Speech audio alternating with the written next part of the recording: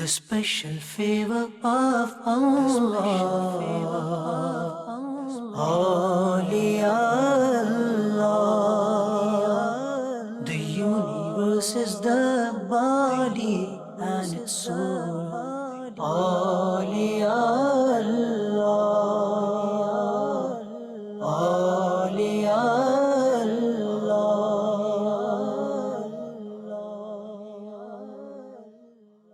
Alhamdulillahi Rabbil Alameen, wassalatu wassalamu ala Sayyidil Mursaleen. Amma ba'd, fa'audhu billahi minash shaitanir rajim, bismillahir rahmanir rahim. As-salatu wassalamu alayka ya Rasulullah, wa ala alika wa ashabika ya Habiballah. As-salatu wassalamu alayka ya Nabi Allah, wa ala alika wa ashabika ya Nurallah. Viewers of Madani Channel, welcome to our special series of programs, yesterday, today and tomorrow. And in these special series of programs, we look to our rich heritage. Yes, Muslims have a very, very, very rich heritage. We look to our rich heritage. We try to learn from the lessons of the past. We learn something from yesterday so that we can make a change today and we can have a better tomorrow. And today, again, we have got a topic. But Islam brothers and viewers of Madani Channel, today we're going to talk about Sayyidi Ala Hazrat and the love that Sayyidi Ala Hazrat had and his different love, his aspects of his love. Inshallah, we're going to discuss about it. It is said that someone asked someone that, how will I know if I love Allah? Sorry, how will I know if I am a mu'min? When will I become a mu'min? And the reply that he was got is that you will become a mu'min, you become a true believer when you love Allah. And then the question was posed that, okay, how do I know if I love Allah? Because you said to me that if I become a mu'min, I need to love Allah. But how do I know that I love Allah? What is the criterion? What do I need to do? And the reply was given that you will love Allah when you love the Prophet of Allah, sallallahu alaihi wasallam. Allahu Akbar. The next question. Okay, so for me to become a mu'min, I need to love Allah. For me to love Allah, I need to love the Prophet of Allah, sallallahu alaihi wasallam. But what do I need to do to classify myself as a lover of the Prophet of Allah, sallallahu alaihi wasallam? Now, my dear Islam brothers, we all claim to be lovers of the Prophet of Allah, but this answer that was given, it was a beautiful answer.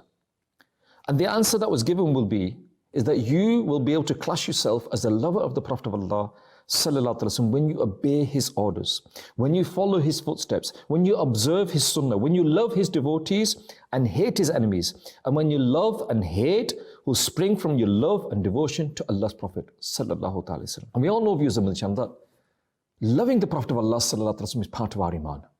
And there are many, many hadiths that tell us, hadiths in Bukhari, that tell us that we need to develop that love, that our iman is not complete. You know, and we have been told in the hadiths in Bukhari that you cannot be a mu'min until you love the Prophet of Allah sallallahu alaihi wasallam more than your mother, your father, and everything else as well. And when the Sahaba, they used to talk to the Prophet of Allah sallallahu alaihi wasallam, they used to say to him that, may our parents be sacrificed for you. You know, what do you say? And this is the love, and it was genuine. When they used to say it, may we be sacrificed, they really, really meant it. And so it is very, very important that we develop that love inside our hearts, that we instill that love inside and nurture it and develop it in the same way that, you know, you put the seed of love inside you. But then that needs developing, it needs looking after. It's like a tree, it needs to be looked after. It needs to be nurtured, it needs to be fed. Yeah, and so these kalams that we hear, these naats that we hear, even the mankabas, the whole purpose of them is to take you back to the love of the Prophet of Allah sallallahu alaihi wasallam. So loving the Prophet of Allah sallallahu alaihi wasallam is part of our iman. Loving the Prophet of Allah sallallahu alaihi wasallam is a must of our iman. We cannot be successful. We cannot be successful until we love the Prophet of Allah sallallahu alaihi wasallam as he should be loved. Now I mentioned that kalams, naats, mankabas, these are all ways of instilling that love. But another way of instilling that love inside you is to look at a lover of the Prophet of Allah sallallahu alaihi wasallam. How a lover of the Prophet of Allah sallallahu alaihi wasallam lived his life.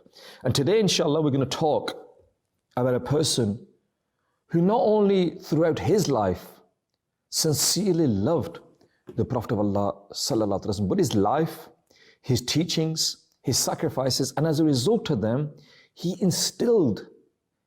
put the love of the Prophet of Allah sallallahu alaihi wasallam into millions, yes, millions and maybe billions of hearts of Muslims. His life, as a result of that love was installed. Now, if a certain individual is like this, that he, through his life, through his teaching, then surely we should learn about it. Now, who is this great personality? We mentioned at the beginning, this great personality is none other than the Mujaddid Ala Hazrat, Imam Ahl-Sunnah, Wali Nemat, Azim al-Barkat, Azim al-Murtabat, Parwane Sham-e Risalat, Mujaddid Deen al-Millat, Hame Sunnat, Ma'i Bidat, Alim Shariat, Pir Tariqat, Hazrat Alama Maulana Al-Haj Al-Qari Al-Shah Imam Ahmad Raza Khan, Rahmatullah Ta'ala. This great personality, he put the love of the Prophet of Allah sallallahu alaihi wasallam inside the hearts of people. And when the enemies of Islam tried to empty the love of the Prophet of Allah sallallahu alaihi wasallam from the hearts of the Muslims, so to contradict this, Sayyidi Ala Hazrat spent his whole life feeding the world Ishq Rasool. Feeding the world Ishq Rasool and instilling the love of the Prophet of Allah sallallahu alaihi wasallam in his hearts. And this great personality, every time I think about the great personalities of the past, I think to myself, what do we know about them? What do we know about Sayyidi Ala Hazrat? What do we know about his life, his teachings, his sacrifices? What legacy did he leave behind? The legacy that he left behind is the love that of the Prophet of Allah sallallahu alaihi wasallam. That's what we are seeing today. I'm going to say something to you that if it was not for Sayyidi Ala Hazrat, then maybe this Madani channel that you're watching now would not be there. I would not be here. Dawah Islami may not have come into existence if it was not for the teachings and the legacy that Sayyidi Ala Hazrat left behind. You know, he was a person that had great knowledge as well. He had an amazing ability to acquire the knowledge of the deen. You know, people say nowadays that they're an expert in maths, they're an expert in physics, they're an expert of chemistry. When we're talking about Kaman, we're talking about he was an expert in branches of knowledge. He knew the names of over 7,000 Sahaba. Allahu Akbar. Allah Akbar. Today, if I was to ask you, to how many names can you remember? How many names of the companions can you remember? You know, a little bit of a test for you before you go to sleep tonight. Sit down as a family and have a test and say, okay, how many companions of the Prophet of Allah sallallahu alaihi wasallam can we as a family collectively name? And we would struggle. We would struggle to get past 25. We may even struggle to get past 20. We may even struggle to get past 10. But like I said, viewers of the channel, we're not here to talk about his great knowledge. He had this great knowledge. He had many, many things he did, and we'll touch a little bit about him. We were here to talk about the great love that he had for the Prophet of Allah sallallahu alaihi wasallam. And it said that, you know, when he used to sleep, he used to put his index finger and his thumb of his right hand together to make a circle, and in doing this, his hand would say Allah. His hand would say Allah, and he would lie in such a way that his blessed body, his body would say the blessed name, Muhammad. The head being the head of the meme, and he'd lie in such a way that his body would say Muhammad. And Sayyidi Ahl Hazrat himself, he said, he took an oath in the name of Allah Azza wa Jalla, and he said, if you were to split my heart in two, you would find that on one piece would have the words La ilaha illallah, and on the other piece you will find the words Muhammadur Rasulullah. And that was him in a nutshell. He lived his life in such a way, and you look at his life, you look at his teachings, you look at the things that he did, and every single thing that he did, you know, you could look at one portion of his life and forget everything else. And say, just because of that one portion of his life, we would remember him today. For example, his poetry. He wrote, you know, he was a true poet, and he wrote poems in the love and respect of the Prophet of Allah sallallahu alaihi wasallam. And these poems that he wrote are matchless. And according to the teachings of the Quran and Hadith, from head to toe, Imam Ahmad Raza Khan was an example of love for the beloved Prophet of Allah sallallahu alaihi wasallam. And his love for the Prophet of Allah sallallahu alaihi wasallam can be seen by his reading his book, Hadrat Bakshish, in which he wrote his poetry about the Prophet of Allah sallallahu alaihi wasallam. Now, like I said, forget everything else. If you were to just say that this person, all he did in his life is he produced Hadrat Bakshish, nothing else, we'll still be remembering him today. We'll still be talking about him today. We'll still be praising about him today and talking about the love that he had for the Prophet of Allah sallallahu alaihi wasallam. This is the extent. But let's narrow it down. Even if he just wrote the Salatu Salam that we recite on every Jummah praise, Mustafa Jane Rahmat Pe Lakho Salam, if he just wrote that, we'd be remembering him today. That's the extent of what he did. That just one kalam would be remembering today. But he wrote a whole book. The whole Hadrat Bakshish is such a book that every page, every line, every kalam is there to instill the love of the Prophet of Allah sallallahu alaihi wasallam. It's like, you know, I don't know, It's a book that is like a multivitamins. It's food for your soul. It's food for the heart, food for the love of the Prophet of Allah sallallahu alaihi wasallam. So I think if you want to develop that love, then read that book. Listen to them and try to understand them. Try to, I think there's programs on Madani Channel that you can watch that explain, because some of the meaning, some of the word that he used was such deep meaning that you need people to explain you to them. And if you understand the wordings of the kalams, it feels so much better. And this is what Sayyidi Ala Hazrat did. He generated that love through his kalams, through his poetry, through his writings. And if you read them, you develop the love of the Prophet of Allah sallallahu alaihi wasallam and not in your heart. And if you watch Madani Channel, a lot of kalams, a lot of the naats that are put on Madani Channel, they've all been written by Sayyidi Ala Hazrat. So when you see the kalam and it mentions the naat Khan, that this is the person, look underneath the writer. And it'll either be Amir al-Sunnah, the founder of Dawah Islami, or it'll be Sayyidi Ala Hazrat in the majority of the cases. And then you will realize that what this great person did. Viewers of the channel, we're going to take a small break now. We've got a small package for you, inshallah. When we come back, we're going to continue to talk about the impact of the life of Sayyidi Ala Hazrat had about the love of the Prophet of Allah sallallahu alaihi wasallam. Sallu ala al-Habib sallallahu ta'ala ala Muhammad sallallahu alaihi wasallam. Ala Hazrat, Imam Ahl Sunnat, a great waliullah, a great devotee of the Prophet Muhammad sallallahu ta'ala alaihi wa alihi wasallam. He had a great memory. It is said that when his teacher would teach him a lesson and expect him to memorize it, he rahmatullahi ta'ala alayhi would look at the book once or twice, and then he rahmatullahi ta'ala alayhi would close the book. And when he was tested by his teacher on the lesson he was expected to memorize, he rahmatullahi ta'ala alayhi would repeat the lesson to his teacher word to word. Subhanallah, Subhanallah. This was the great memory he was blessed with by Allah subhanahu wa ta'ala. And another parable, it is said that some people wrote a letter to him and they weren't aware that he rahmatullahi ta'ala alayhi was not a Hafiz, but they titled him Hafiz. So since that day, he rahmatullahi ta'ala alayhi started memorizing the full Quran. How long did it take him to memorize the full Quran? It only took him 30 days. And how much time he would spend, the time it would take to perform the wudu for Isha Salah till the starting of a Jamaat time. Only this much time was spent, and alhamdulillah, he rahmatullahi ta'ala alayhi memorized the full Quran within 30 days. May Allah subhanahu wa ta'ala have mercy upon him, and may Allah subhanahu wa ta'ala forgive us without any accountability. Ameen. Bijahin Nabiyil Ameen. Sallallahu ta'ala alayhi wa alihi wa sallam. Sallu ala al-Habib sallallahu ta'ala ala Muhammad sallallahu alayhi wa sallam. MashaAllah, a beautiful package there. Viewers of the channel, on yesterday, today and tomorrow we're talking. And I'm talking a bit fast today because there's so much I want to say to you. So much I want to say to you. Sayyidi Ala Hazrat, the great lover of the Prophet of Allah sallallahu alaihi wasallam. Before the break, we mentioned Hadaiki Bakshish, and that was his poetry that he wrote. That was his poetry that he wrote. But he also did a translation of the Quran, Kanzul Iman. And that translation in itself, again, like I said, if we were to take everything away and just look at that one tafsir, we will be remembering him today. Because that every word, every sentence has been translated with love. You can feel the love coming through. And you can compare it to other translations, and you'll just feel the love coming through, the words that he used, the eloquence of the words that he used. And to do that is just, amazing. Alhamdulillah, it is available at our website, www.dawatislami.net. The translation majlis have attempted, and I'll use the word attempted, to translate to the best of their ability the translation that Kanzul Iman did. I remember many, many years ago, going to Mufti Qasim, the senior Mufti of Dawah Islami, and asking him about translating the Quran, Kanzul Iman, into the English language. And he said to me that, first find me someone that understood the Quran like Sayyidi Ala Hazrat did. Then find me that person that understood the Urdu language like Sayyidi Ala Hazrat did. Then find me that person that understands the English language in the same way that Sayyidi Ala Hazrat understood the Urdu language. If you can find that person, then translate it. And I remember walking out the office thinking, not possible. It's not possible.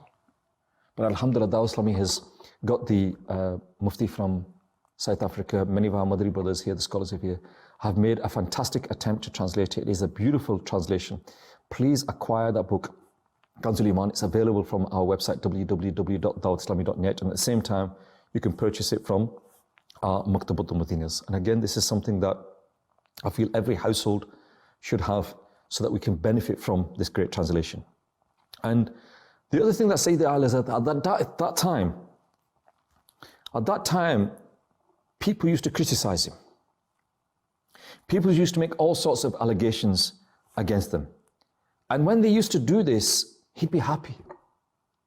Sounds weird, doesn't it? He'd be happy that people were criticizing him, people were sending all these allegations against him, and he used to be happy. And they said to him that, why is it that you're happy? You've just heard about this criticism of you. You just heard about this allegation of you. You just heard about these things. How is it possible that you're happy?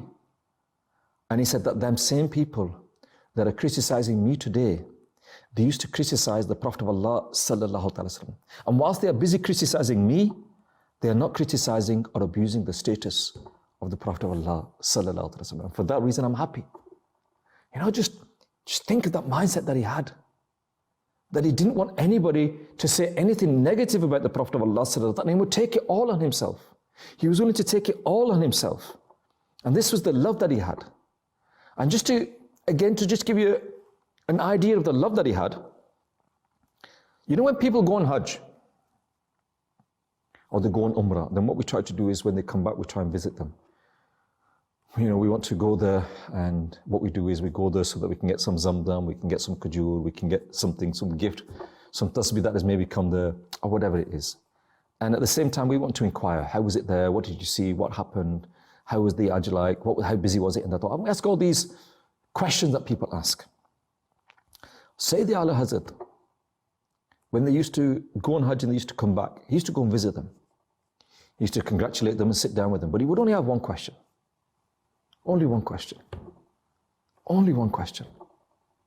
And the question was, have you visited Medina? Allahu Akbar. No other question. Did you visit Medina? And if the person said that, yes, I did visit Medina when I was on the Hajj, he would get down and he would kiss the feet of that person who had visited Medina. Now you need to remember at this point that Sayyidi Ala Hazrat, he was the great Imam of the time, the greatest scholar of his time. Yeah? He had so much respect at that time. People would come and listen to him, learn from him, sit in his gatherings. But yet he would go out of his way and he would kiss the feet of those people that visited the city of Medina. Now a thought comes to mind that if a person has that much love and kisses the feet of that person whose feet have walked in Medina, what would that person be like when he goes to Medina? What would his feelings be like?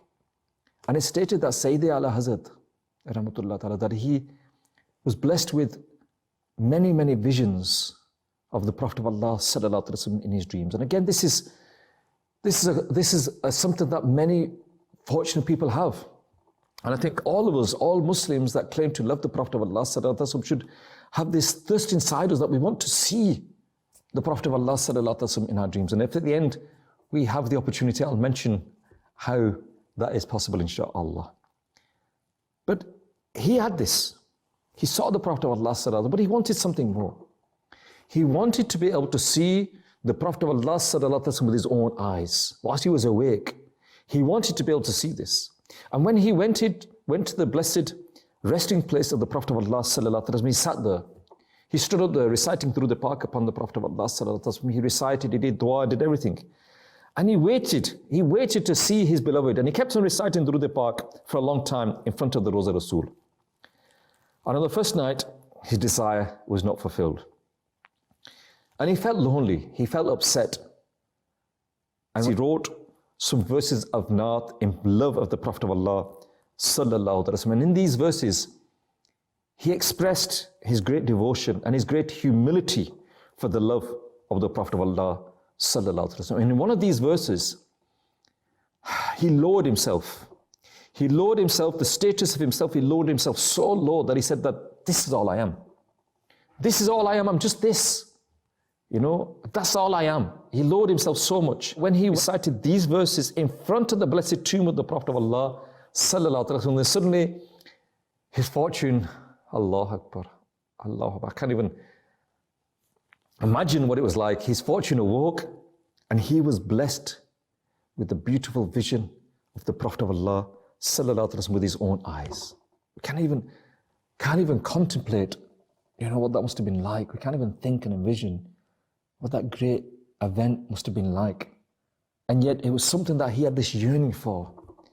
And they say that unless you have a yearning for something, it won't happen. Unless you want something, it won't happen.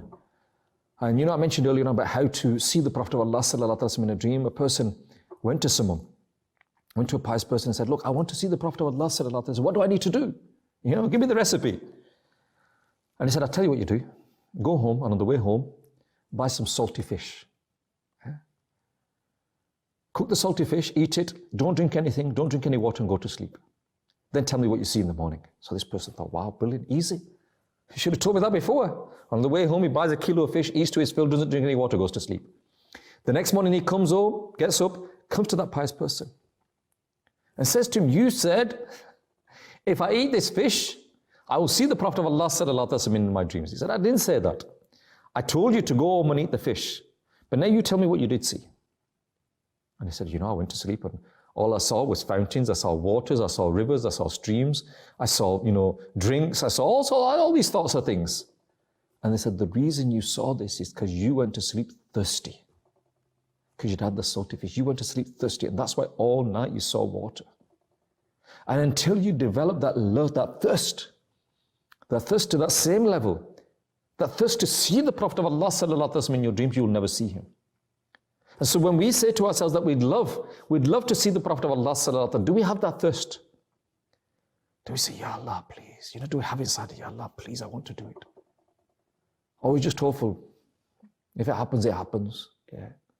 We're not going to really pray to Allah, Ya Allah, bless us with it. And sincerely do the work, sincerely think, Ya Allah, my fortune will awaken, that I'll be so blessed, I'll be so fortunate if you bless me with this opportunity. Do we? And then we wonder why. Because we haven't got that thirst inside us. So we need to develop that thirst inside us for the love of the Prophet of Allah, and those true lovers, they'll get it. We need to put effort. If we want to have the greatest gift that we can possibly have, it's not going to be free. We need to put that effort in, develop that love, develop that thirst, that feeling inside us that unless we have it, we're not fulfilled, we're not truly alive unless we see the Prophet of Allah sallallahu alaihi wasallam in our dreams. And when we have that, then inshallah we'll have that, inshallah. Viewers of my channel, we're going to take a small break now. We have the kalam of the day. Inshallah, when we come back, we'll talk about the love that Sayyid Ala Hazrat had for the Prophet of Allah sallallahu alaihi wasallam. Let's go to the kalam of the day. Sallu ala al-Habib sallallahu ta'ala ala Muhammad sallallahu alaihi wasallam. Taiba chala main, Taiba chala main, Taiba chala main, Taiba chala, Taiba.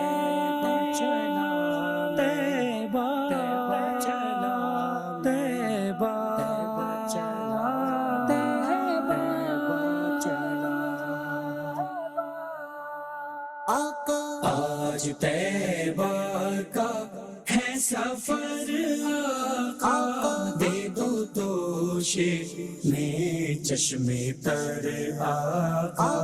आज तैबा का है सफर आका, दे दो तोशे में चश्मे तर आका। गमज़दा हूँ मैं किस कदर आका, गमज़दा हूँ मैं किस कदर आका। तुमको मेरी है सब खबर आका, तुमको मेरी है सब खबर आका। दे दो तोशे में चश्मे तर आका। आज तैबा का है सफर आका, दे दो तोशे में चश्मे तर आका। ताजे शाही का मैं नहीं ताली